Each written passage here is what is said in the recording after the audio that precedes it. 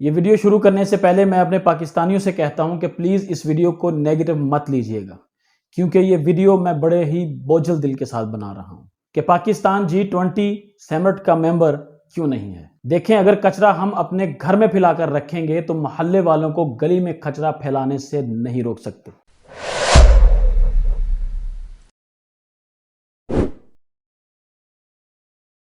G20 سمٹ کی short history یہ ہے کہ پہلے یہ 6 کنٹریز پر مشتمل تھی، اس کے بعد یہ 7 ہوئی اور 98 میں انکلوڈ کیا گیا رشیا کو، اور ایک سال بعد 99 کو G20 سمٹ کی بنیاد رکھی گئی۔ G20 سمٹ میں وہ کنٹریز شامل ہیں جن کی اکانومی سٹیبل ہے، اور اس کا بنیادی کام ہی یہی ہے کہ جس کنٹری میں بھی یا پوری دنیا میں اکانومی ریسیشن آئے، یہ اس کو ڈیل کرے گی۔ G20 سمٹ کا شیڈول کچھ یوں ہوتا ہے کہ آنے والے سال میں ایک نئی کنٹری اس کو ہوسٹ کرے گی۔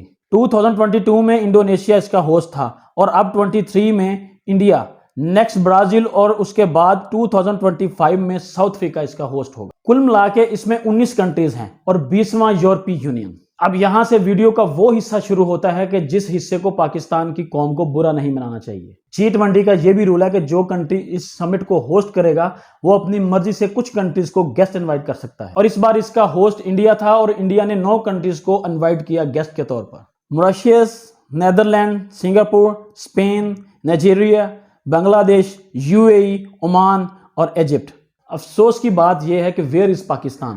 98 سے جو سمٹ ہو رہی ہے، پاکستان نے اس میں شامل ہونے کے لیے آخر کیا کیا ہے اب تک؟ بچپن سے جس کنٹری کو ہمارا دشمن بتایا جا رہا ہے وہ آج ہمارے سامنے ترقی کی منازل طے کرتا ہوا چاند پر پہنچ چکا ہے، اور ہم کدھر ہیں؟ افسوس تو ہوگا۔ ہم سے علیحدہ ہونے والا کنٹری بنگلہ دیش، وہ اکانومی اور ٹیکسٹائل میں ہم سے کافی آگے نکل چکا ہے، پھر افسوس تو ہوگا۔ جہاں سعودی عرب پاکستان کا بڑا بھائی ہونے کے ناطے انڈیا میں جائے گا اور انڈیا سے لے کر سعودی عرب تک ایک ریلوے لائن بچھائے گا، تو افسوس تو ہوگا۔ کل تک OIC کی میٹنگ میں انڈیا کو انوائٹ نہیں کیا گیا تھا، آج سعودی عرب خود انڈیا میں موجود ہے، کیونکہ سعودی عرب کے کنگ سلمان ایک ایمرجنگ لیڈر ہے، وہ سعودی عرب کو آگے پہنچانے کے لیے کچھ بھی کریں گے۔ اس صاحب کو سنیں ذرا۔ This is yet another display of India's arrogance on the world stage. وزیر خارجہ بلاول بھٹو زرداری کہتے ہیں کہ بھارت کی طرف سے متنازع علاقے میں G20 اجلاس کا انعقاد عالمی قوانین کی خلاف ورزی ہے۔ ارے بھائی، آپ ہوتے کون ہیں انڈیا کو لیکچر دینے والے؟ انڈیا میں سمٹ ہے، انڈیا جہاں چاہے اس سمٹ کو رکھے۔ تمہیں کیا لگے G20 یا اس طرح کے ایونٹ سے تم اپنے باپ کے ساتھ مل کر پاکستان کی حکومتیں گراؤ، اور تم پاکستان کا پرائم منسٹر بننے کے لیے اس ملک کا بیڑا غرق کرو۔ تم اپنی سیاست چمکانے اور اس کو بچانے کے لیے کسی اور کے ساتھ اینٹ سے اینٹ بجانے کے پاکستان کی اینٹ سے اینٹ بجاؤ۔ اس وقت پاکستان میں پیٹرول اتنا مہنگا ہے کہ شاید ہی کسی کنٹری میں اتنا مہنگا ہوگا۔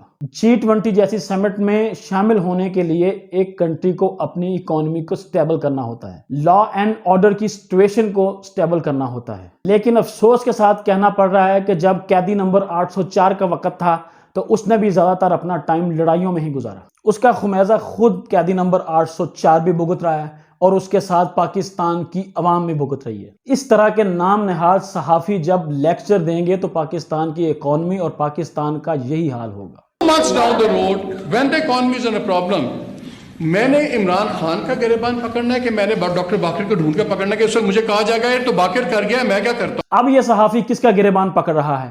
1.5 سال سے ان صحافیوں کی زبانوں پر چھلے پڑے ہوئے ہیں۔ کسی کا گھر لندن میں ہے تو کسی کا دبئی میں۔ یہ حکمران صرف پاکستان کو رایا سمجھ پر اس پر حکومت کرنے آتے ہیں اور واپس اپنے گھر چلے جاتے ہیں۔ امیجن کرے کہ کرسٹالینا جورجیا، جو IMF کی ہیڈ ہیں، اس نے پورے پاکستان اور پاکستان کی حکومت کو نچا کر رکھا ہوا ہے، اور وہ خود انڈیا میں جا کر ناچ رہی ہے۔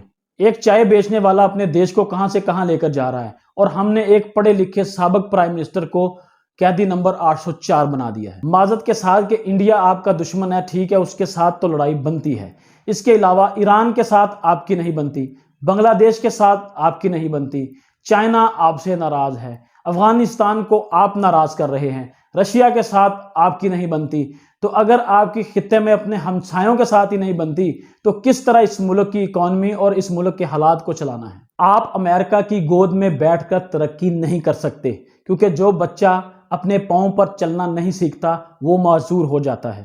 اللہ پاک سے دعا ہے کہ اللہ پاک پاکستان کو اپنے حفظ و ایمان میں رکھے۔